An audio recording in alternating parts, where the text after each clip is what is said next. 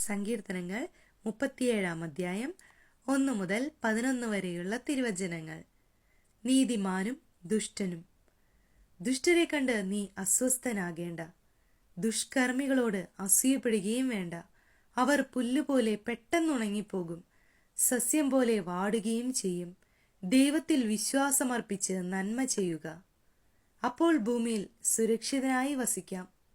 കർത്താവിൽ ആനന്ദിക്കുക, അവിടുന്ന് നിന്റെ ആഗ്രഹങ്ങൾ സാധിച്ചു തരും. നിന്റെ ജീവിതം കർത്താവിന് ഭരമേൽപ്പിക്കുക, കർത്താവിൽ വിശ്വാസമർപ്പിക്കുക. അവിടുന്ന് നോക്കിക്കൊള്ളും. അവിടുന്ന് പ്രകാശം പോലെ നിനക്ക് നീതി നടത്തിത്തരും, മധ്യാഹ്നം പോലെ നിന്റെ അവകാശവും.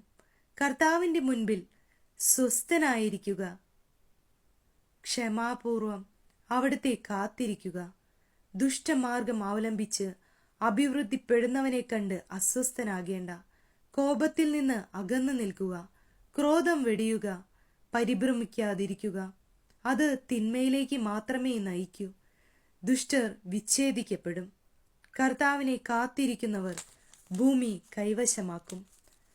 അല്പസമയം കഴിഞ്ഞാൽ ദുഷ്ടൻ ഇല്ലാതാകും. അവന്റെ സ്ഥലത്ത് എത്ര അന്വേഷിച്ചാലും അവനെ കാണുകയില്ല. എന്നാൽ ശാന്തശീലർ ഭൂമി കൈവശമാക്കും.